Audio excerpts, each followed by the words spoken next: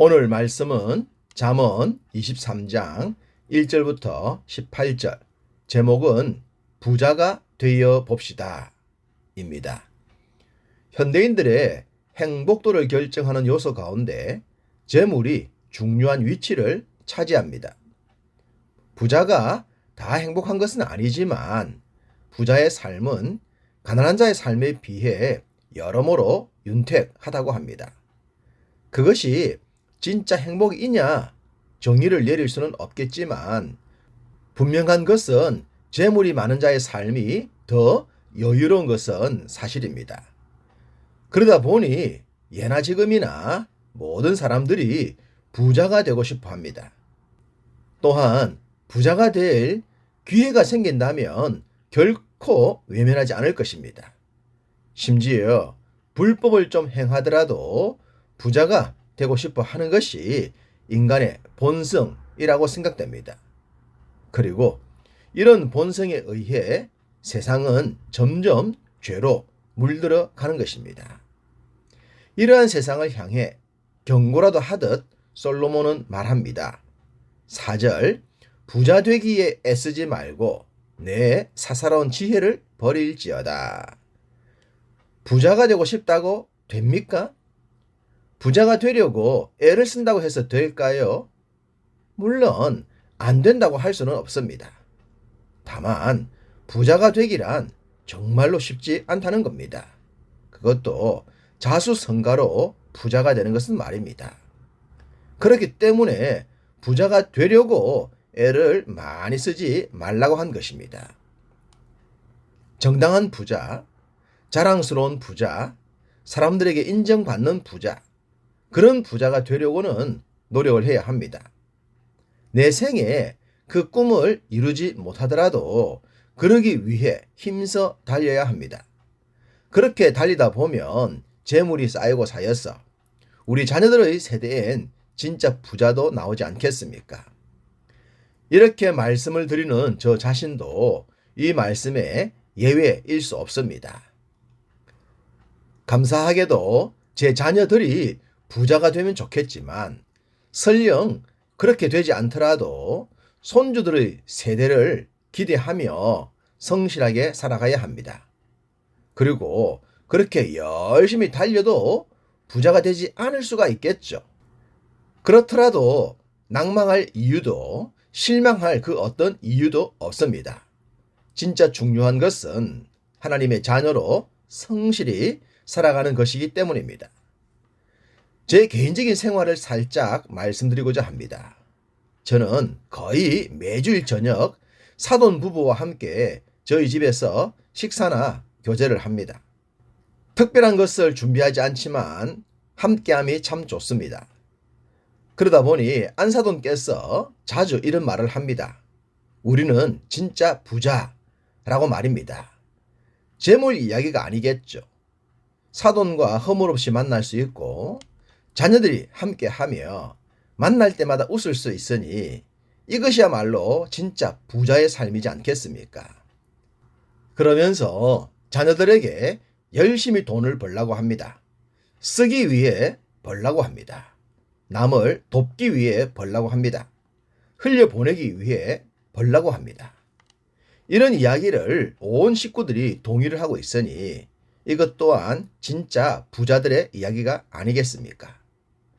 열심히 사업을 해서 돈을 많이 벌라고 합니다. 그리고 직원들을 많이 채용해서 그들의 삶을 윤택하게 하라고 합니다. 우간다에 흘려보내고 직원들에게 흘려보내고 교회를 힘써 섬기며 가족들과 행복하게 살아가는 것, 그것이 부자가 되어야 할 목적입니다. 그러기 위해선 힘써 부자가 되어야 하지 않겠습니까? 우리 모두 이런 부자가 되기를 간절히 소망합니다. 5절, 내가 어찌 허무한 것에 주목하겠느냐. 정령이 재물은 스스로 날개를 내어 하늘을 나는 독수리처럼 날아가리라. 재물 이야기를 계속하고 있습니다. 재물은 우리의 것이 아닙니다. 하나님께서 임시로 맡겨주신 것이에요. 그렇기 때문에 맡겨주신 분의 뜻에 합당하게 사용을 해야 합니다. 그렇지 않으면 이 말씀처럼 날개가 달려서 날아가 버리고 맙니다. 우리는 엄청난 재물을 순식간에 잃어버린 사람들의 이야기를 듣곤 합니다. 얼마나 억울하겠어요. 어떻게 모은 재물인데, 어떻게 부자가 되었는데 이렇게 허망할 수 있는가? 그러지 않겠습니까? 그렇기 때문에 주인의 뜻을 살펴야 하는 것입니다. 주인께서 지속적으로 맡겨주실 수 있도록, 더하여 맡겨주실 수 있도록 주의 뜻에 순종해야 합니다. 재물은 사람을 살리기도 하고 삶을 윤택하게 하기도 하고 복음을 확장시키는 데에 윤활유 역할을 하기도 합니다. 그렇지만 동일한 그 재물이 허무한 것이 될 수도 있습니다. 재물에 초점을 맞추었을 때, 수단과 방법을 가리지 않고 재물을 모으고자 했을 때, 자신의 안위와 자신의 이름을 위할 때, 재물은 날개를 달고 날아가 버리는 허무가 됨을 잊지 않아야 할 것입니다. 앞서도 말씀을 드렸듯이 우리 시대에 우리가 부자가 되면 금상첨화겠죠. 그렇지 않을 때는 자녀들이 부자가 되었으면 좋겠다고 했습니다.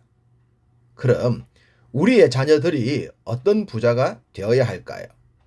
13절 14절 아이를 훈계하지 아니하려고 하지 말라. 채찍으로 그를 때릴지라도 그가 죽지 아니하리라.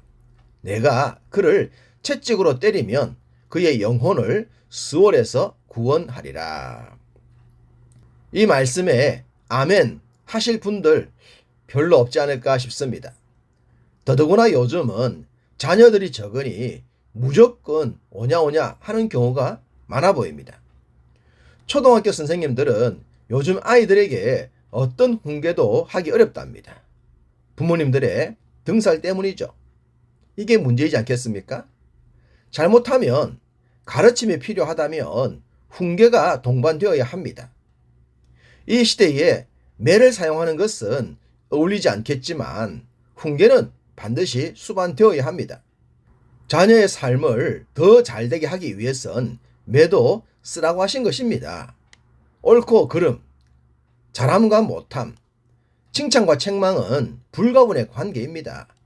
오냐 좋다 만으론 참다운 인생을 살기 어렵습니다. 때론 남들에게도 싫은 소리를 들을 수 있어야 합니다. 가정에서, 학교에서 그런 과정이 없었기에 사회에 나와서 그런 경험을 하면 견디지 못하는 것 같습니다. 이 세상도 영적인 세계도 천국만 있는 것이 아닙니다. 지옥도 있잖아요.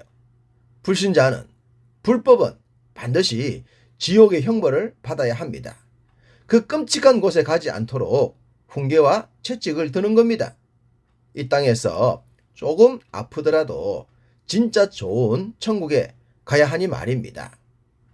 17절 내 마음으로 죄인의 형통을 부러워하지 말고 항상 여호와를 경외하라. 부자는 부러움의 대상이 아닙니다.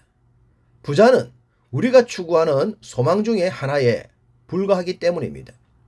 진짜 부러워야 할 것은 여호와를 얼마나 잘 경외하는가입니다. 여호와를 잘 섬기는 사람을 부러워하십시오. 그리고 배우십시오.